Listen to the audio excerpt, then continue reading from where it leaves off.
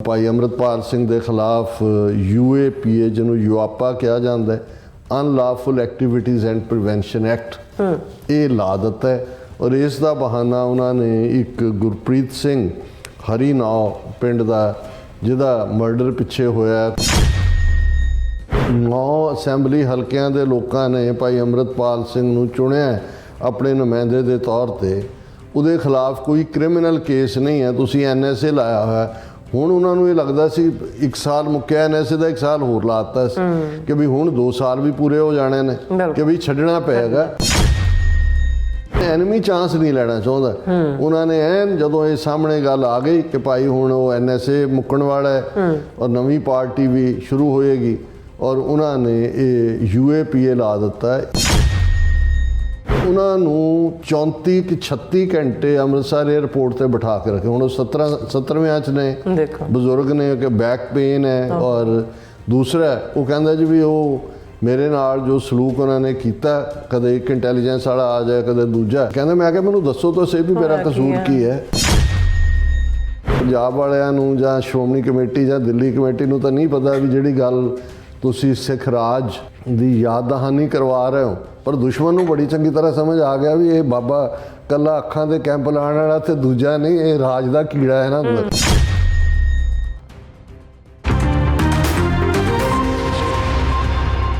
Viewers welcome back on program. So ਵੀ ਇਸ ਗੱਲਬਾਤ ਕਰਨ ਜਾ ਰਹੇ ਹਾਂ ਕਿ ਭਾਈ ਅੰਮ੍ਰਿਤਪਾਲ ਸਿੰਘ ਦੇ ਪਿਤਾ ਵੱਲੋਂ 14 ਜਨਵਰੀ ਮਾਘੀ ਵਾਲੇ ਦਿਨ ਇੱਕ ਨਵੀਂ ਪਾਰਟੀ ਬਣਾਉਣ ਦਾ ਐਲਾਨ ਕੀਤਾ ਜਾਣਾ ਸੀ। ਇਸ ਤੋਂ ਠੀਕ ਪਹਿਲਾਂ ਭਾਈ ਅੰਮ੍ਰਿਤਪਾਲ ਸਿੰਘ ਦੇ ਖਿਲਾਫ UAPA ਕਾਨੂੰਨ ਨਾਫਿਜ਼ ਕਰ ਦਿੱਤਾ ਗਿਆ ਹੈ, ਜਿਸ ਦਾ ਮਤਲਬ ਹੈ ਕਿ ਹੁਣ ਸਾਲਾਂ ਬੱਧੀ ਉਸ ਦੇ ਬਾਹਰ ਆਉਣ ਦਾ ਕੋਈ ਵੀ ਚਾਂਸ ਨਹੀਂ ਹੈ। ਔਰ ਇਸੇ ਤਰ੍ਹਾਂ ਕੈਨੇਡੀਅਨ ਸਿੱਖ ਗੁਰਚਰਨ ਸਿੰਘ ਬਨਵੈਤ ਜਿਹੜੇ ਕਿ ਪੰਜਾਬ ਵਿੱਚ ਸਮਾਜ ਸੇਵਾ ਦੇ ਅੱਡ-ਅੱਡ ਪ੍ਰੋਜੈਕਟ ਪਿਛਲੇ 20 ਸਾਲਾਂ ਤੋਂ ਚਲਾਉਂਦੇ ਆ ਰਹੇ ਹਨ, ਉਹਨਾਂ ਨੂੰ ਅੰਮ੍ਰਿਤਸਰ ਏਅਰਪੋਰਟ ਤੋਂ ਵਾਪਸ ਕੈਨੇਡਾ ਡਿਪੋਰਟ ਕੀਤਾ ਗਿਆ ਹੈ। ਇਹ ਸਿੱਖ ਕੌਮ ਦੇ ਹਾਲਾਤ ਹਨ। ਇਸ ਬਾਰੇ ਆਪਾਂ ਗੱਲਬਾਤ ਕਰਨ ਜਾ ਰਹੇ ਹਾਂ। ਸੋ ਅਸੀਂ ਚਾਹਾਂਗੇ ਕਿ ਤੁਸੀਂ ਇਸੇ ਤਰ੍ਹਾਂ ਬਣੇ ਰਹਿਣਾ, ਦੇਖਣ ਸੁਣਨ ਜਾਂ ਲਿਖਣ ਲਈ ਤੁਹਾਡਾ ਸਭ ਦਾ ਬਹੁਤ ਸ਼ੁਕਰੀਆ ਜੀ। ਡਾਕਟਰ ਸਾਹਿਬ ਕੀ ਕਹਿਣਾ ਚਾਹੋਗੇ? ਦੇਖੋ, ਖਬਰਾਂ ਰੋਜ਼ਾਨਾ ਹੀ ਇਸ ਕਿਸਮ ਦੀਆਂ ਹੀ ਹੁੰਦੀਆਂ ਨੇ, ਅਸੀਂ ਵੀ ਉਹੀ ਕੁਝ ਡਿਸਕਸ ਕਰਦੇ ਹਾਂ।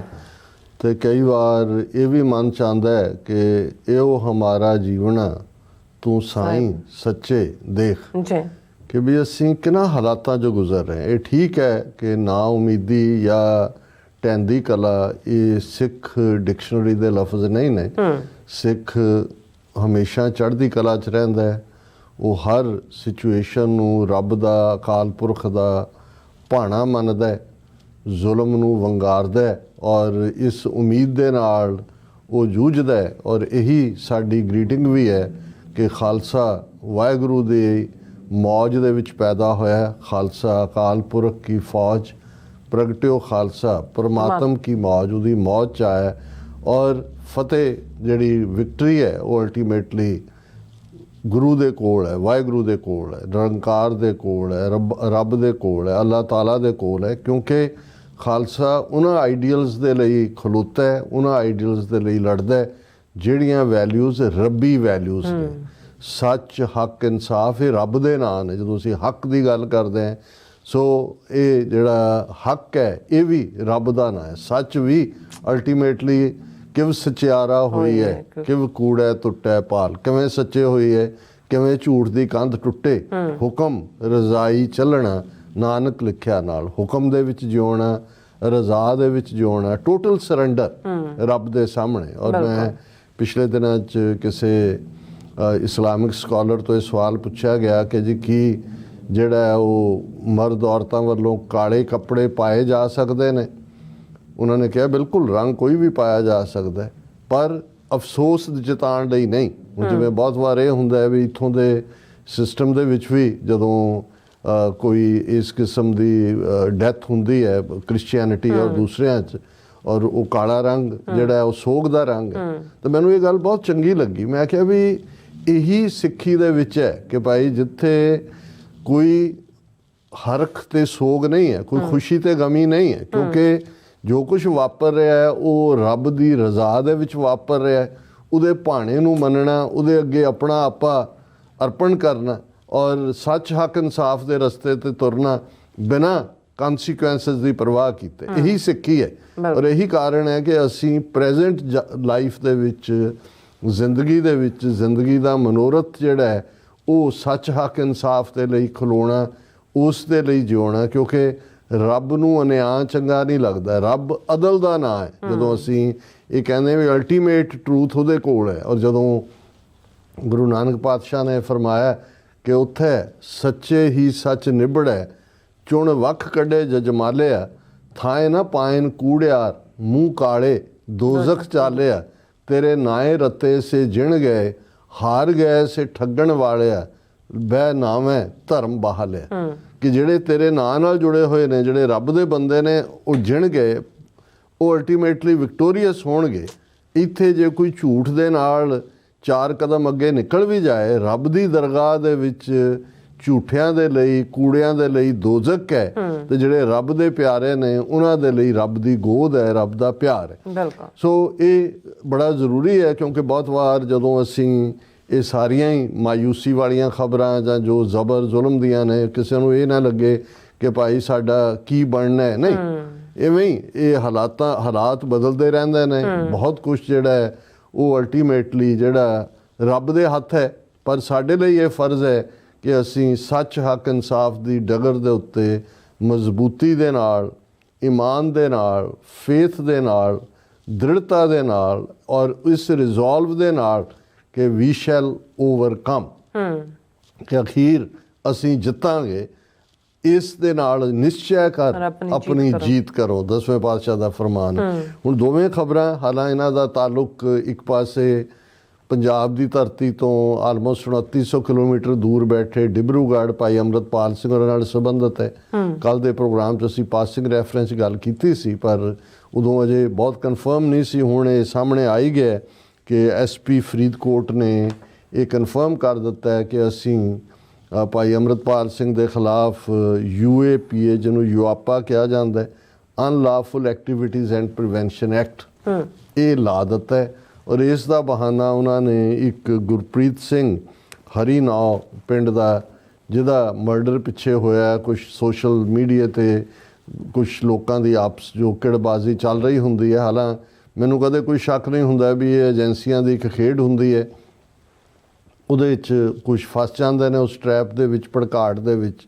ਔਰ ਉਸ ਦੇ ਲਈ ਉਹਨਾਂ ਨੇ ਜਿਹੜਾ ਗੁਰਪ੍ਰੀਤ ਸਿੰਘ ਦਾ ਮਰਡਰ ਹੈ, ਉਹਦੇ ਲਈ ਉਹਨਾਂ ਨੇ ਭਾਈ ਅੰਮ੍ਰਿਤਪਾਲ ਸਿੰਘ ਨੂੰ ਮੇਨ ਕੰਸਪੀਰੇਟਰ ਬਣਾ ਦਿੱਤਾ ਕਿ ਜੀ, ਔਰ ਉਹਦੇ ਨਾਲ ਦੂਸਰੇ ਅਰਸ਼ਦੀਪ ਸਿੰਘ ਡੱਲਾ, ਜਿਹੜਾ ਅਨਨੋਨ ਪਤਾ ਨਹੀਂ ਕਿੱਥੇ ਬੈਠਾ ਹੈ ਵੀ ਹੈ ਕਿ ਨਹੀਂ ਹੈ। ਉਹਨਾਂ ਨੇ ਕੱਲ੍ਹ ਦੀ ਖਬਰ ਹੀ ਸੀ ਕਿ ਅੰਮ੍ਰਿਤਪਾਲ ਸਿੰਘ ਤੇ ਅਰਸ਼ ਡੱਲਾ ਉੱਤੇ ਜਿਹੜਾ ਗੁਰਪ੍ਰੀਤ ਸਿੰਘ ਕਤਲ ਕੇਸ 'ਚ ਲੱਗਾ UAPA, ਔਰ ਇਹ ਸਾਰੀ ਕਹਾਣੀ ਉਹਦੇ ਨਾਲ ਜੋੜ ਦਿੱਤੀ ਗਈ। ਹੁਣ ਇਹਦੇ 'ਚ ਕੋਈ ਸ਼ੱਕ ਨਹੀਂ ਹੈ ਕਿ ਭਾਈ ਅੰਮ੍ਰਿਤਪਾਲ ਸਿੰਘ ਜੇਲ੍ਹ 'ਚ ਬੈਠਿਆਂ 2 ਲੱਖ ਦੇ ਕਰੀਬ ਵੋਟਾਂ ਦੇ ਨਾਲ ਮੈਂਬਰ ਪਾਰਲੀਮੈਂਟ ਦੀ ਸੀਟ ਉਹਨਾਂ ਨੇ ਖਡੂਰ ਸਾਹਿਬ ਦੀ ਜਿੱਤੀ ਹੈ। ਜਿੰਨੀਆਂ ਵੋਟਾਂ ਅੰਮ੍ਰਿਤਪਾਲ ਸਿੰਘ ਨੇ ਜੇਲ੍ਹ 'ਚ ਬੈਠਿਆਂ ਲਈਆਂ, ਉਹ ਮੋਦੀ ਦੀ ਵਿਕਟਰੀ ਨਾਲੋਂ ਵੀ ਜ਼ਿਆਦਾ ਨੇ। ਔਰ ਉਹਨਾਂ ਨੂੰ ਉਸ ਤੋਂ ਪਹਿਲਾਂ ਜਿਹੜਾ ਉਹ ਨੈਸ਼ਨਲ ਸਿਕਿਉਰਿਟੀ ਐਕਟ ਦੇ ਥੱਲੇ, ਜਿਹਦੀ ਮਿਆਦ 1 ਸਾਲ ਹੁੰਦੀ ਹੈ, ਫੜ ਕੇ ਪੰਜਾਬ ਤੋਂ ਬਾਹਰ, ਅਸੀਂ ਤਾਂ ਅੰਗਰੇਜ਼ਾਂ ਦੀ ਗੱਲ ਕਰਦੇ ਹਾਂ, ਜੇ ਉਹਨਾਂ ਨੇ ਕਾਲਾ ਪਾਣੀ ਭੇਜ ਦਿੱਤਾ ਹਜ਼ਾਰਾਂ ਆਪਣੇ ਜਿਹੜੇ ਪੋਲੀਟੀਕਲ ਪ੍ਰਿਜ਼ਨਰ ਸੀ, ਜਾਂ ਬਹਾਦਰ ਸ਼ਾਹ ਜ਼ਫਰ ਨੂੰ, ਜਾਂ ਬਾਬਾ ਰਾਮ ਸਿੰਘ ਨਾਮਧਾਰੀ ਨੂੰ ਰੰਗੂਨ ਭੇਜ ਦਿੱਤਾ, ਜਾਂ ਭਾਈ ਮਹਾਰਾਜ ਸਿੰਘ ਨੂੰ ਸਿੰਗਾਪੁਰ ਭੇਜ ਦਿੱਤਾ ਸੀ 1849-50 ਦੇ ਨੇੜੇ। ਪਰ ਅੱਜ ਦੇ ਪੀਰੀਅਡ 'ਚ ਤੁਸੀਂ ਦੇਖੋ ਕਿ ਭਾਈ ਉਹ ਨੌਜਵਾਨ ਜਿਹਦੇ ਵਿਆਹ ਨੂੰ ਅਜੇ 8 ਹਫ਼ਤੇ ਹੋਏ, ਜਿਹਨੇ ਕੋਈ ਮਰਡਰ ਨਹੀਂ ਕੀਤਾ, ਜਿਸ ਦੇ ਉੱਤੇ ਕੋਈ ਜਿਹੜਾ ਮੁਕੱਦਮਾ ਇੱਥੇ NSA ਲਾ ਕੇ, ਔਰ ਇਸ ਗੱਲ ਦੀ ਹੋਪ ਸੀ ਕਿ ਜਦੋਂ ਇੱਕ MP ਚੁਣਿਆ ਗਿਆ, ਹਾਲਾਂ ਉਹਨਾਂ ਨੂੰ ਸਹੁੰ ਚੁੱਕਣ ਲਈ ਲਿਆਂਦਾ ਗਿਆ, ਫਿਰ ਵਾਪਸ ਛੱਡ ਦਿੱਤਾ ਗਿਆ ਜਾ ਕੇ, ਜਿਵੇਂ ਬਿਲਕੁਲ ਰਸ਼ੀਦ ਇੰਜੀਨੀਅਰ ਜਿਹੜੇ ਕਸ਼ਮੀਰ ਵਾਦੀ ਚੋਂ ਜਿੱਤੇ ਨੇ MP, ਉਹਨਾਂ ਦੇ ਉੱਤੇ ਮਨੀ ਲਾਂਡਰਿੰਗ ਦਾ ਪਤਾ ਨਹੀਂ ਕੀ ਕੇਸ ਪਾਏ ਹੋਏ ਨੇ। ਲੇਕਿਨ ਹੁਣ ਕਿਉਂਕਿ ਭਾਈ ਅੰਮ੍ਰਿਤਪਾਲ ਸਿੰਘ ਹੋਰਾਂ ਦੇ, ਹਾਲਾਂ ਅਸੀਂ ਉਹਨਾਂ ਦੀ ਹਰ ਗੱਲ ਨਾਲ ਨਾ ਵੀ ਸਹਿਮਤ ਹੁੰਦੇ ਹੋਈਏ ਉਹਨਾਂ ਦੇ ਫੈਸਲਿਆਂ ਨਾਲ, ਔਰ ਖ਼ਾਸ ਤੌਰ 'ਤੇ ਜਿਹੜੇ ਲੋਕ ਕੁਛ ਉਹਨਾਂ ਨੂੰ ਮਿਲਦੇ ਨੇ, ਕੌਣ ਨੇ, ਉਹ ਕੀ ਬਿਆਨਬਾਜ਼ੀ ਕਰਦੇ ਨੇ, ਜਾਂ ਉਹਨਾਂ ਦੇ ਵਕੀਲ ਵੀ ਕੋਈ ਐਡਾ ਮੈਨੂੰ ਜ਼ਿੰਮੇਵਾਰ ਨਹੀਂ ਲੱਗੇ ਹੈ ਕਿ ਵੀ ਕਿਸ ਕਿਸਮ ਦੇ, ਕਦੇ ਆ ਰਿਹਾ ਜੀ ਬਾਹਰ, ਹੁਣ ਆ ਗਿਆ, ਹੁਣ ਇਹ ਕਈ ਲੋਕ ਇਸ ਕਿਸਮ ਦੇ ਜਿਨ੍ਹਾਂ ਨੇ, ਯੂਟਿਊਬਰਸ ਨੇ, ਆਪਣਾ TRP ਵਧਾਉਣੀ ਆ, ਉਹ ਵੀ ਲੱਗੇ ਹੁੰਦੇ ਨੇ। ਲੇਕਿਨ ਅਸੀਂ ਇਹ ਗੱਲ ਜੇ ਤੁਸੀਂ ਉਹਨਾਂ ਦੇ ਸੰਵਿਧਾਨ ਦੇ ਮੁਤਾਬਕ ਵੀ ਕਰਦੇ ਹੋ ਕਿ ਵੀ ਜੇ 9 ਅਸੈਂਬਲੀ ਹਲਕਿਆਂ ਦੇ ਲੋਕਾਂ ਨੇ ਭਾਈ ਅੰਮ੍ਰਿਤਪਾਲ ਸਿੰਘ ਨੂੰ ਚੁਣਿਆ ਆਪਣੇ ਨੁਮਾਇੰਦੇ ਦੇ ਤੌਰ ਤੇ, ਉਹਦੇ ਖਿਲਾਫ ਕੋਈ ਕ੍ਰਿਮੀਨਲ ਕੇਸ ਨਹੀਂ ਹੈ, ਤੁਸੀਂ NSA ਲਾਇਆ ਹੋਇਆ। ਹੁਣ ਉਹਨਾਂ ਨੂੰ ਇਹ ਲੱਗਦਾ ਸੀ 1 ਸਾਲ ਮੁੱਕਿਆ NSA ਦਾ, 1 ਸਾਲ ਹੋਰ ਲਾਤਾ ਸੀ ਕਿ ਵੀ ਹੁਣ 2 ਸਾਲ ਵੀ ਪੂਰੇ ਹੋ ਜਾਣੇ ਨੇ ਕਿ ਵੀ ਛੱਡਣਾ ਪਏਗਾ। ਔਰ ਉਹ ਆਏਗਾ ਔਰ ਜ਼ਾਹਿਰ ਹੈ ਵੀ ਉਹਨਾਂ ਨੇ ਜਿਹੜਾ ਆਪਣੇ ਪਿਤਾ ਜੀ ਨੂੰ ਜਾਂ ਜਿਹੜੇ ਵੀ ਉਹਨਾਂ ਨਾਲ ਸੰਪਰਕ ਰੱਖਦੇ ਨੇ ਹਦਾਇਤ ਕੀਤੀ, ਉਹਨਾਂ ਦੇ ਪਿਤਾ ਤਰਸੇਮ ਸਿੰਘ ਜਿਨ੍ਹਾਂ ਨੇ ਆਲਰੇਡੀ ਐਲਾਨ ਕੀਤਾ ਸੀ ਕਿ ਜੀ 14 ਜਨਵਰੀ ਨੂੰ ਮਾਘੀ ਦੇ ਮੌਕੇ ਮੁਕਤਸਰ ਦੀ ਪਾਵਨ ਧਰਤੀ ਦੇ ਉੱਤੇ ਉਹ ਇੱਕ ਸਿਆਸੀ ਪਾਰਟੀ ਦਾ ਐਲਾਨ ਕਰਨਗੇ। ਹਾਲਾਂਕਿ ਇਸ ਦੇ ਉੱਤੇ ਮੇਰੀ ਇੱਕ ਡਿਫਰੈਂਟ ਟੇਕ ਹੈ ਕਿ ਪਰਿਵਾਰਾਂ ਨੂੰ ਕਿਸ ਹੱਦ ਤੱਕ ਜਾਂ ਕਿੰਨੀ ਕੁ ਤਰਜੀਹ ਦੇਣੀ ਚਾਹੀਦੀ ਹੈ। ਬਿਹਤਰ ਹੁੰਦਾ ਹੈ ਕਿ ਜੇ ਉਹ ਆਪਣਾ ਰੋਲ ਇੱਕ ਕੋਆਰਡੀਨੇਟਰ ਵਾਲਾ ਰੱਖਦੇ ਕਿ ਜੀ ਉਹ ਕੋਆਰਡੀਨੇਟ ਕਰਨਗੇ ਔਰ ਜਿਹੜੇ ਨੇ ਲੋਕ ਉੱਥੇ ਆਉਣ, ਉਹਦੇ 'ਚੋਂ ਡੈਲੀਗੇਟ ਅੱਗੋਂ ਚੁਣਨ। ਔਰ ਇਸ ਪੀਰੀਅਡ 'ਚ ਜਦੋਂ ਕਿ ਆਲਰੇਡੀ ਬਹੁਤ ਸਾਰਾ ਘੜਮਸ ਪਿਆ ਹੋਇਆ ਹੈ ਬਾਦਲ ਅਕਾਲੀ ਦਲ ਤੇ ਦਾਗੀ ਅਲੀ ਬਾਬਾ 40 ਚੋਰਾਂ ਦੀ ਟੀਮ 'ਚ, ਮੇਰਾ ਖਿਆਲ ਹੈ ਇਹ ਈਵਨ ਅਨਾਉਂਸ ਕਰਨ ਦਾ ਟਾਈਮ ਵੀ ਬਹੁਤਾ ਠੀਕ ਨਹੀਂ ਸੀ ਜਾਂ ਠੀਕ, ਪਰ ਹੁਣ ਦੁਸ਼ਮਣ ਨੂੰ ਪਤਾ ਲੱਗ ਗਿਆ ਕਿ ਬਈ ਇਹ ਤਾਂ ਹੁਣ ਪੋਲੀਟੀਕਲ ਪਾਰਟ ਸ਼ੁਰੂ ਹੋਏਗਾ ਉਹਨਾਂ ਦਾ। ਹਾਲਾਂਕਿ ਆਲਰੇਡੀ ਮਨਮੁਟਾਵ ਹੈ ਉਹਨਾਂ ਦੇ ਵਿੱਚ, ਜਾਂ ਸਰ ਸਿਮਰਨਜੀਤ ਸਿੰਘ ਮਾਨ ਉਹਨਾਂ ਨੇ ਇਹ ਕਿਹਾ ਜੀ ਅਸੀਂ ਤਾਂ ਖਾਲਿਸਤਾਨ ਦੇ ਮੁੱਦੇ ਤੇ ਖੜੇ ਹਾਂ, ਤੁਸੀਂ ਦੱਸੋ ਕਿੱਥੇ ਖੜੇ ਹੋ, ਦੇਖੋ ਕੋਈ ਰੁਕਾਵਟ ਨਾ ਪਾਓ ਖਾਲਿਸਤਾਨ ਦੇ ਰਾਹ 'ਚ। ਜਾਂ ਦੂਜਾ, ਹਾਲਾਂਕਿ ਇਹ ਕੋਈ ਕਿੰਨਾ ਕੁ ਸਟਾਰਟਰ ਹੋਣਾ ਹੈ ਕਿੰਨਾ ਕੁ ਨਹੀਂ, ਇੱਕ ਵੱਖਰੀ ਡਿਬੇਟ ਹੈ, ਲੇਕਿਨ ਐਨਮੀ ਚਾਂਸ ਨਹੀਂ ਲੈਣਾ ਚਾਹੁੰਦਾ। ਉਹਨਾਂ ਨੇ ਐਨ ਜਦੋਂ ਇਹ ਸਾਹਮਣੇ ਗੱਲ ਆ ਗਈ ਕਿ ਭਾਈ ਹੁਣ ਉਹ NSA ਮੁੱਕਣ ਵਾਲਾ ਹੈ ਔਰ ਨਵੀਂ ਪਾਰਟੀ ਵੀ ਸ਼ੁਰੂ ਹੋਏਗੀ ਔਰ ਉਹਨਾਂ ਨੇ ਇਹ UAPA ਲਾ ਦਿੱਤਾ। ਇਹ ਇਸ ਕਿਸਮ ਦਾ ਕਾਨੂੰਨ ਹੈ ਕਿਉਂਕਿ ਜਿਹੜੇ 80s ਦੇ ਵਾਕਫ ਨੇ ਕਿ ਟਾਡਾ ਟੈਰਰਿਸਟ ਐਂਡ ਡਿਸਰਪਟਿਵ ਐਕਟੀਵਿਟੀਜ਼ ਐਕਟ, ਜਿਹਦੇ ਥੱਲੇ ਫਿਰ ਜ਼ਮਾਨਤ ਨਹੀਂ ਸੀ ਹੁੰਦੀ ਕਈ ਸਾਲ, ਹੁਣ ਉਹ ਯੂਆਪਾ ਇਹਨੂੰ ਕਿਹਾ ਜਾਂਦਾ ਹੈ UAPA ਦੇ ਥੱਲੇ। ਇਹਦੇ ਥੱਲੇ ਭਾਵੇਂ ਜਿੰਨੇ ਮਰਜ਼ੀ ਸਾਲ ਉਹ ਰੱਖ ਲੈਣ ਔਰ ਤੁਸੀਂ ਅਪੀਲਾਂ ਕਰੀ ਜਾਓ, ਕੋਰਟ 'ਚ ਜਾਓ ਕਿ ਜੀ ਦੂਜਾ ਉਹ ਉਹਨਾਂ ਨੇ ਕਿਵੇਂ ਕੀ ਸਬੂਤ ਇਕੱਠਾ ਕੀਤਾ ਹੈ, ਕਿਵੇਂ ਇੰਸਟੀਗੇਟ ਕੀਤਾ, ਇਹ ਤਾਂ ਬਾਅਦ ਦੀ ਗੱਲ ਹੈ। ਪਰ ਹਾਲ ਦੀ ਘੜੀ ਉਹਨਾਂ ਨੇ ਇਹ ਦੱਸ ਦਿੱਤਾ ਹੈ। ਹਾਲਾਂਕਿ ਨਾ ਤਾਂ ਕੋਈ ਭਾਈ ਤਰਸੇਮ ਸਿੰਘ ਹੋਰਾਂ ਨੇ ਖਾਲਿਸਤਾਨ ਦਾ ਨਾਅਰਾ ਦਿੱਤਾ ਹੈ ਕਿ ਜੀ ਅਸੀਂ ਕੋਈ ਖਾਲਿਸਤਾਨ ਲਈ ਪਾਰਟੀ ਬਣਾ ਰਹੇ ਹਾਂ। ਹਾਲਾਂਕਿ ਇਹੀ ਭਾਈ ਤਰਸੇਮ ਸਿੰਘ ਜਿਨ੍ਹਾਂ ਨੇ ਕੌਮੀ ਇਨਸਾਫ ਮੋਰਚਾ ਜਿਹਦਾ ਮਾਰਚ ਸੀ ਮੋਹਾਲੀ ਤੋਂ ਚੰਡੀਗੜ੍ਹ, ਉਹਦੇ ਤੇ ਜਾ ਘਰ ਨਜ਼ਰਬੰਦ ਕਰਤਾ। ਉਹਨਾਂ ਦਾ ਪਿੰਡ ਜੱਲੂ ਖੇੜਾ ਜਿਹੜਾ ਉਹਨੂੰ ਜੇਲ੍ਹ ਬਣਾਤਾ ਸੀ ਸਾਰੇ ਪਿੰਡ ਨੂੰ। ਹੁਣ ਵੀ ਕਿੰਨੀ ਕੁ ਉਹਨਾਂ ਦੀ ਮੂਵਮੈਂਟ ਹੈ ਜਾਂ, ਲੇਕਿਨ ਜਦੋਂ ਹੁਣ ਇਹ ਹੋ ਗਿਆ ਵੀ UAPA ਲੱਗ ਗਿਆ ਤੇ ਪੋਲੀਟੀਕਲ ਪਾਰਟੀ ਕਿਹਨੇ ਚਲਾਉਣੀ ਹੈ ਤੇ ਕਿਹਨੇ, ਉਹ ਤਾਂ ਇਸ ਹੋਪ ਤੇ ਸੀ ਕਿ ਵੀ ਉਹ ਬਾਹਰ ਆਉਣਗੇ ਔਰ ਦੂਸਰੇ। ਸੋ ਆਲਰੇਡੀ ਅਸੀਂ ਸਮਝਦੇ ਹਾਂ ਵੀ ਇਹ ਪੰਜਾਬ ਤੋਂ ਉਹ ਹਕੂਮਤ ਜਿਹੜੇ ਹੁਣ ਦਿੱਲੀ ਦੇ ਵਿੱਚ ਅਸੈਂਬਲੀ ਚੋਣਾਂ ਹੋ ਰਹੀਆਂ ਨੇ, ਜਾ ਕੇ ਉੱਥੇ ਚੀਕਾਂ ਮਾਰ ਰਿਹਾ ਕੇਜਰੀਵਾਲ ਵੀ, ਭਗਵੰਤ ਮਾਨ ਦੀ ਸਾਰੀ ਕੈਬਨਿਟ ਉੱਥੇ ਬੈਠੀ ਹੋਈ ਹੈ ਜਾ ਕੇ ਕੇਜਰੀਵਾਲ ਨੂੰ ਜਿਤਾਉਣਾ ਹੈ। ਤੇ ਦੂਜੇ ਦੇਖੋ ਜੀ ਉਹਦੇ ਤੇ ਝੂਠਾ ਕੇਸ ਬਣਾਤਾ, ਐਕਸਾਈਜ਼ ਦਾ ਬਣਾਤਾ, ਢਿਮਕਾ ਕਰਤਾ। ਪਰ ਤੁਸੀਂ ਇਹ ਦੇਖੋ ਵੀ ਇਹ ਪੰਜਾਬ ਦੇ ਉਹ ਲੋਕ ਜਿਨ੍ਹਾਂ ਨੂੰ ਕੋਈ ਪਰਵਾਹ ਨਹੀਂ ਹੈ ਕਿ ਭਾਈ ਕੀ ਚੱਲ ਰਿਹਾ ਹੈ, ਕਾਨੂੰਨ ਦੀਆਂ ਧੱਜੀਆਂ ਉੱਡ ਰਹੀਆਂ ਨੇ, ਲਾਅ ਐਂਡ ਆਰਡਰ ਜਿਹੜੀ ਸਟੇਟ ਦੀ ਪ੍ਰੋਬਲਮ ਹੈ ਉਹਦੇ ਥੱਲੇ ਸੈਂਟਰ ਡਾਇਰੈਕਟ ਇੰਟਰਵੀਨ ਕਰਦੀ ਹੈ। ਔਰ ਇਹ UAPA ਜਿਹੜਾ ਹੈ ਉਹਨਾਂ ਦੇ ਫਰੀਦਕੋਟ ਦਾ SP ਜਾਂ SSP ਲਾ ਰਿਹਾ। ਸੋ ਮਤਲਬ ਇਹ ਹੈ ਵੀ ਇਸ ਵੇਲੇ ਇਨ ਕਾਹੂਟ ਇਹ ਜਿਹੜੀ ਭਗਵੰਤ ਮਾਨ ਜਾਂ ਕੇਜਰੀਵਾਲ, ਜਦੋਂ ਅਸੀਂ ਕਹਿੰਦੇ ਵੀ B ਟੀਮ, ਇੱਕ ਪਾਸੇ ਆਲਰੇਡੀ ਮੋਰਚਾ ਲੱਗਾ ਹੋਇਆ ਕੌਮੀ ਇਨਸਾਫ ਮੋਰਚਾ ਵੀ, ਜਿਨ੍ਹਾਂ ਨੇ 30 ਸਾਲ ਜੇਲ੍ਹਾਂ 'ਚ ਕੱਟ ਲਏ ਨੇ, ਵੀ ਉਹਨਾਂ ਨੂੰ ਛੱਡੋ। ਦਵਿੰਦਰਪਾਲ ਸਿੰਘ ਭੁੱਲਰ ਦਾ ਕੇਸ ਤਾਂ ਦਿੱਲੀ 'ਚ ਹੈ, ਜਿਹਦੀ ਕੇਜਰੀਵਾਲ ਨੇ ਜਿਹਦੀ ਫਾਈਲ ਦੇ ਉੱਤੇ ਜਿਹੜੀ ਉਹ ਸਹੀ ਨਹੀਂ ਪਾਈ ਤੇ ਉਹ ਮੈਂਟਲ ਸਿੱਖ ਹੋਣ ਦੇ ਬਾਵਜੂਦ ਉਹ ਜਿਹੜਾ ਉਹਦੀ ਰਿਲੀਜ਼ ਨਹੀਂ ਹੋਈ। ਹੁਣ ਇਹ ਅੰਮ੍ਰਿਤਪਾਲ ਸਿੰਘ ਉਹਨਾਂ ਨੇ ਕਰਤਾ।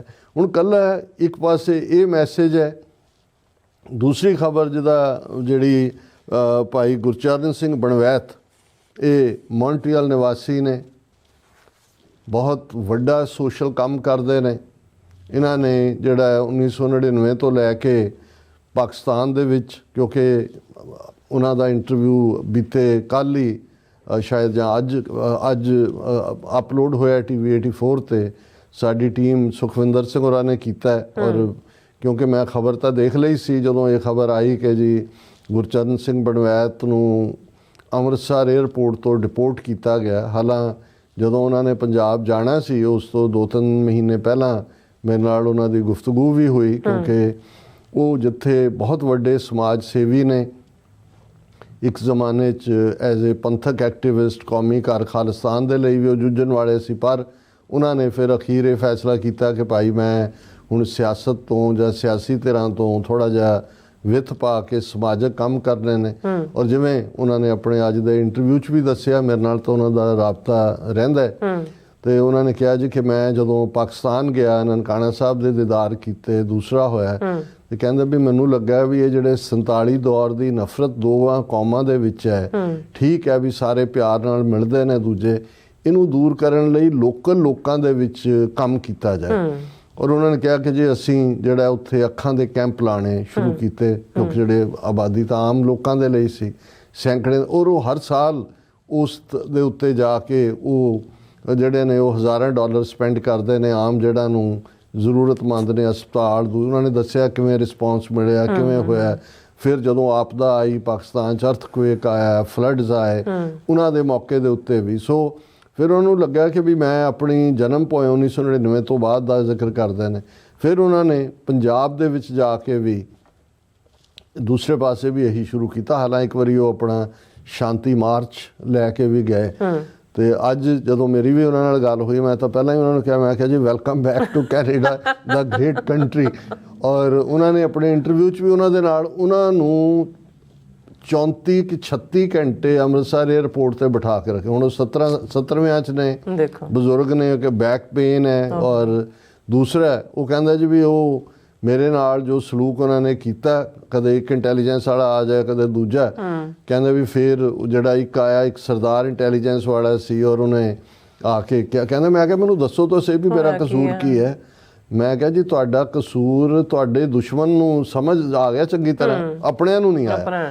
ਹੁਣ ਕਿਉਂਕਿ ਜਦੋਂ ਲਾਸਟ ਕਨਵਰਸੇਸ਼ਨ ਮੇਰੀ ਉਹਨਾਂ ਦੇ ਨਾਲ ਹੋਈ, ਉਹਨਾਂ ਨੇ ਦੱਸਿਆ ਕਿ ਵੀ ਮੈਂ ਇੱਕ ਵੱਡਾ ਸਮਾਗਮ ਕਰਵਾਉਣ ਜਾ ਰਿਹਾ ਹਾਂ, ਜਿੱਥੇ 1831 ਦੇ ਵਿੱਚ, ਸ਼ਾਇਦ 21 ਅਕਤੂਬਰ ਜਾਂ 22 ਅਕਤੂਬਰ ਸੀ, 21 ਜਾਂ 22 ਅਕਤੂਬਰ 1831 ਨੂੰ ਮਹਾਰਾਜਾ ਰਣਜੀਤ ਸਿੰਘ ਨੇ ਅੰਗਰੇਜ਼ਾਂ ਦੇ ਨਾਲ ਰੋਪੜ ਦੀ ਸੰਧੀ ਜਿਹਨੂੰ ਕਿਹਾ ਜਾਂਦਾ ਹੈ, ਦਰਿਆ ਸਤਲੁਜ ਦੇ ਕੰਢੇ ਜਿਹੜਾ ਹੈ, ਉੱਥੇ ਉਹਨਾਂ ਨੇ ਬਹੁਤ ਵੱਡਾ ਨਿਸ਼ਾਨ ਸਾਹਿਬ ਵੀ ਲਾਇਆ ਹੋਇਆ ਹੈ, ਔਰ ਉੱਥੇ ਹੋਏ ਸੀ। ਉਹਨੇ ਬਾਰਡਰ ਡਿਸਾਈਡ ਕੀਤਾ ਸੀ ਸਰਕਾਰੇ ਖਾਲਸਾ ਜੀਓ, ਜਾਂ ਲਾਹੌਰ ਦਰਬਾਰ ਵੀ ਉਹਨੂੰ ਪਪੂਲਰਲੀ ਕਿਹਾ ਜਾਂਦਾ ਸੀ, ਔਰ ਉਸ ਵੇਲੇ ਦੇ ਹਿੰਦੁਸਤਾਨ ਦਾ 1831 'ਚ।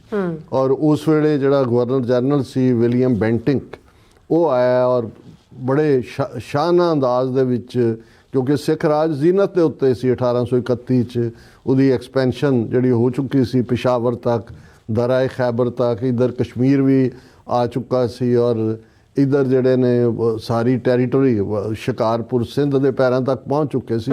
ਸੋ ਉਹ ਇੱਕ ਦੋ ਬਾਦਸ਼ਾਹਤਾਂ ਦਾ ਇੱਕ ਸ਼ੋਅ ਆਫ ਸਟਰੈਂਥ ਵੀ ਸੀ। ਔਰ ਉਹ ਮੁਕਾਮ ਹੈ ਜਿੱਥੇ ਕਿ ਹੁਣ ਟਿੱਬੀ ਸਾਹਿਬ ਨਾਂ ਦਾ ਗੁਰਦੁਆਰਾ ਬਣਾਇਆ ਹੈ, ਉੱਥੇ ਉਹਨਾਂ ਨੇ ਤੋਪਾਂ ਵੀ ਜਿਹੜੀਆਂ ਸੀ ਬੀੜੀਆਂ ਸੀ ਕਿ ਵੀ ਇਹ ਸਿੱਖ ਰਾਜ ਦੀ ਹੱਦ ਹੈ ਇਹ ਤਾਂ ਉਹਨਾਂ ਨੇ ਕਿਹਾ ਵੀ ਮੇਰੀ ਇਹ ਡਿਜ਼ਾਇਰ ਹੈ ਕਿ ਵੀ ਇਹ ਸਿੱਖਾਂ ਨੂੰ ਇਹ ਸੰਗਮਰਮਰ ਲਾਉਣ ਤੇ ਦੂਜੇ 'ਚ ਲੱਗੇ ਹੋਏ ਨੇ, ਵੀ ਇਹ ਸਾਡਾ ਪ੍ਰਾਈਡ ਹੈ, ਹਿਸਟੋਰੀਕਲ ਵਿਰਸਾ ਹੈ, ਯਾਦ ਦਹਾਨੀ ਵੀ ਹੈ ਕਿ ਵੀ ਸਾਡੇ ਕੋਲ ਅਸੀਂ ਕਦੇ ਰਾਜ ਭਾਗ ਦੇ ਮਾਲਕ ਸੀ। ਤੇ ਇੱਥੇ ਮੈਂ ਇੱਕ ਵੱਡਾ ਸਮਾਗਮ ਕਰਨਾ ਚਾਹੁੰਦਾ, ਕਿਉਂਕਿ ਇਸ ਦੀ ਲੱਭਤ ਉਸ ਸਥਾਨ ਨੂੰ ਰਿਲੀਵ ਕਰਾਉਣਾ, ਜਾਂ ਦੂਜਾ ਆਲਰੇਡੀ ਉੱਥੇ ਨਿਸ਼ਾਨ ਸਾਹਿਬ ਲੱਗਾ ਹੋਇਆ ਔਰ ਕੋਈ ਉਹਦੇ ਤੇ ਕੁਛ ਨਾ ਕੁਛ ਕੰਮ ਹੁੰਦਾ।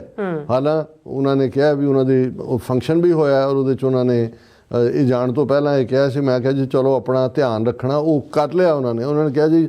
ਹਾਲਾਂ ਉਹਦੇ 'ਚ ਉਨਾ ਰਿਸਪੌਂਸ ਨਹੀਂ ਮਿਲਿਆ, ਨਾ ਸ਼੍ਰੋਮਣੀ ਕਮੇਟੀ, ਨਾ ਦਿੱਲੀ ਕਮੇਟੀ, ਨਾ ਹਰਿਆਣਾ ਕਮੇਟੀ, ਉਹਨਾਂ ਦੇ ਆਮ ਲੋਕ ਆਏ, ਮੀਡੀਆ 'ਚ ਉਹਨਾਂ ਨੇ ਗੱਲ ਕੀਤੀ, ਪਰ ਉਹਨਾਂ ਨੇ ਉਹ ਸਾਰੀ ਯਾਦ ਦਹਾਨੀ ਕਰਵਾਈ, ਕਿਉਂਕਿ ਆਉਣ ਵਾਲੇ ਜਿਹੜਾ 2031 ਹੈ ਉਸ ਦੇ ਵਿੱਚ 200 ਸਾਲ ਹੋ ਜਾਣੇ ਨੇ। ਸੋ ਉਹਨਾਂ ਦੀ ਇਹ ਚਾਹਨਾ ਹੈ ਕਿ ਵੀ ਇਸ ਨੂੰ ਅਸੀਂ ਇੱਕ ਫੋਕਸ ਕਰੀਏ ਕਿ ਵੀ ਕਦੇ ਸਾਡੇ ਕੋਲ ਵੀ ਇਸ ਕਿਸਮ ਦਾ ਰਾਜ ਸੀ ਜਿਹਦੇ 'ਚ ਸਾਰੇ ਧਰਮਾਂ ਦੇ ਲੋਕ ਬੜੇ ਖੁਸ਼ਹਾਲ ਸੀ, ਸੁਖੀ ਵਸਦੇ ਸੀ। ਉਹ ਕਹਿੰਦੇ ਵੀ ਉਹ ਸਮਾਗਮ ਕਰਵਾ ਕੇ, ਤੇ ਮੈਂ ਜਿਹੜਾ ਮੈਨੂੰ ਕੁਛ ਨਿੱਜੀ ਕੰਮ ਸੀ, ਮੈਂ ਮਲੇਸ਼ੀਆ ਔਰ ਥਾਈਲੈਂਡ ਗਿਆ, ਤੇ ਵਾਪਸ ਜਦੋਂ ਮੈਂ ਅੰਮ੍ਰਿਤਸਰ ਆਇਆ ਤੇ ਉੱਥੇ ਮੈਂ ਕਿਹਾ ਜੀ ਉੱਥੋਂ ਵਾਲੇ ਤਾਂ ਨਹੀਂ ਆਏ, ਤੁਹਾਡੇ ਪੰਜਾਬ ਵਾਲਿਆਂ ਨੂੰ ਜਾਂ ਸ਼੍ਰੋਮਣੀ ਕਮੇਟੀ ਜਾਂ ਦਿੱਲੀ ਕਮੇਟੀ ਨੂੰ ਤਾਂ ਨਹੀਂ ਪਤਾ ਵੀ ਜਿਹੜੀ ਗੱਲ ਤੁਸੀਂ ਸਿੱਖ ਰਾਜ ਦੀ ਯਾਦ ਦਹਾਨੀ ਕਰਵਾ ਰਹੇ ਹੋ, ਪਰ ਦੁਸ਼ਮਣ ਨੂੰ ਬੜੀ ਚੰਗੀ ਤਰ੍ਹਾਂ ਸਮਝ ਆ ਗਿਆ ਵੀ ਇਹ ਬਾਬਾ ਕੱਲਾ ਅੱਖਾਂ ਦੇ ਕੈਂਪ ਲਾਉਣ ਵਾਲਾ ਤੇ ਦੂਜਾ ਨਹੀਂ, ਇਹ ਰਾਜ ਦਾ ਕੀੜਾ ਹੈ ਨਾ ਅੰਦਰ।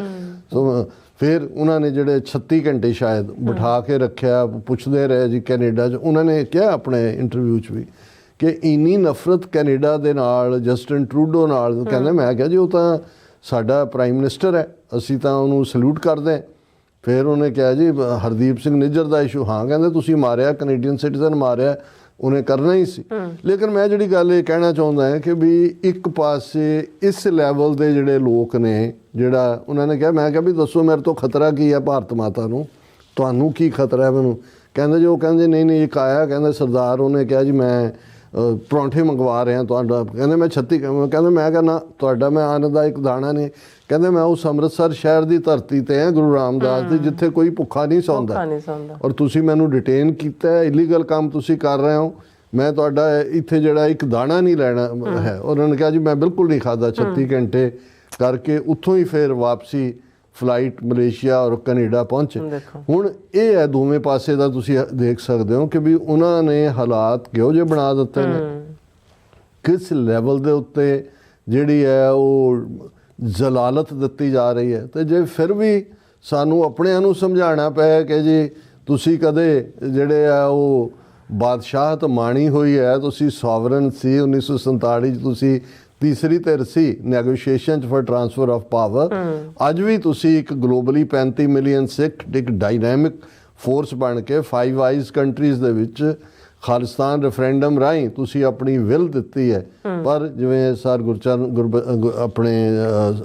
ਗੁਰਚਰਨ ਸਿੰਘ ਉਹਨਾਂ ਦੀ ਥੋੜ੍ਹੀ ਜਿਹੀ ਨਿਰਾਸ਼ਤਾ ਵੀ ਹੈ। ਉਹ ਕਹਿੰਦਾ ਵੀ ਪੰਜਾਬ ਦੇ ਲੋਕਾਂ 'ਚ ਗੁਲਾਮੀ ਬਹੁਤ ਜ਼ਿਆਦਾ ਬੜੀ ਹੋਈ ਹੈ, ਉਹਨਾਂ ਨੂੰ ਆਪਣੀ ਭੱਜ ਦੌੜ ਪਈ ਹੋਈ ਹੈ। ਮੈਂ ਕਿਹਾ ਨਹੀਂ, ਐਵੇਂ ਹੀ ਹੁੰਦਾ ਹੈ। ਜਿਹੜੇ ਐਕਟਿਵਿਸਟ ਹੁੰਦੇ ਨੇ ਉਹ ਕੋਈ ਬਹੁਤ ਵੱਡਾ ਨੰਬਰ ਨਹੀਂ ਹੁੰਦਾ, ਤੇ ਜਿਹੜਾ ਪ੍ਰਚਾਰ ਤੰਤਰ ਹੁੰਦਾ ਜਾਂ ਤੁਹਾਨੂੰ ਜਿਹੜਾ ਉਹਨਾਂ ਨੇ ਬੇਹਿੱਸ ਕਰ ਦੇਣਾ ਹੁੰਦਾ ਹੈ ਜਾਂ ਨਿਰਾਸ਼ ਕਰ ਦੇਣਾ ਹੁੰਦਾ, ਇੱਕ ਵੱਡਾ ਤਬਕਾ ਉਸ 'ਚੋਂ ਗੁਜ਼ਰ ਰਿਹਾ। ਸੋ ਅਸੀਂ ਇਹੀ ਯਾਦ ਦਹਾਨੀ ਕਰਵਾਉਣਾ ਚਾਹੁੰਦੇ ਹਾਂ ਕਿ ਉਹ ਭਾਵੇਂ ਇਲੈਕਟਿਡ ਲੱਖਾਂ ਵੋਟਾਂ ਦੇ ਨਾਲ ਜਿੱਤਿਆ ਹੋਇਆ ਭਾਈ ਅੰਮ੍ਰਿਤਪਾਲ ਸਿੰਘ ਹੋਏ, ਜਾਂ ਕੈਨੇਡਾ ਦੀ ਧਰਤੀ ਤੋਂ ਜਾ ਕੇ ਉੱਥੇ ਉਹਨਾਂ ਲੋਕਾਂ ਨੂੰ ਜਿਨ੍ਹਾਂ ਕੋਲ ਮੈਡੀਕਲ ਫੈਸਿਲਿਟੀਜ਼ ਨਹੀਂ ਨੇ ਉਹ ਦੇਣ ਵਾਲਾ ਸਰਦਾਰ ਗੁਰਚਰਨ ਸਿੰਘ ਬਣਵੈਤ ਹੋਏ, ਹਕੂਮਤ ਦੀਆਂ ਨਜ਼ਰਾਂ 'ਚ ਹਾਲਾਂ ਇਹਨਾਂ 'ਚੋਂ ਕਿਸੇ ਨੇ ਖਾਲਿਸਤਾਨ ਦਾ ਝੰਡਾ ਨਹੀਂ ਚੁੱਕਿਆ ਹੋਇਆ, ਪਰ ਉਹਨਾਂ ਦੇ ਲਈ ਹਰ ਸਿੱਖ ਬਾਗੀ ਹੈ, ਤੇ ਬਾਗੀ ਦੇ ਲਈ ਜੋ ਸਜ਼ਾ ਹੈ ਉਹ ਉਹਨਾਂ ਨੇ ਸਰਦਾਰ ਬਣਵੈਤ ਨੂੰ ਵੀ ਦਿੱਤੀ ਹੈ ਔਰ ਉਹ ਅੰਮ੍ਰਿਤਪਾਲ ਸਿੰਘ ਨੂੰ ਵੀ ਦੇ ਰਹੇ ਹਨ। ਜੀ ਡਾਕਟਰ ਸਾਹਿਬ ਇੱਥੇ ਲੈਣੇ ਬ੍ਰੇਕ। ਵਿਊਅਰਸ ਤੁਸੀਂ ਇਸੇ ਤਰ੍ਹਾਂ ਬਣੇ ਰਹਿਣਾ, ਮਿਲਦੇ ਹਾਂ ਛੋਟੇ ਜਿਹੇ ਬ੍ਰੇਕ ਤੋਂ ਬਾਅਦ।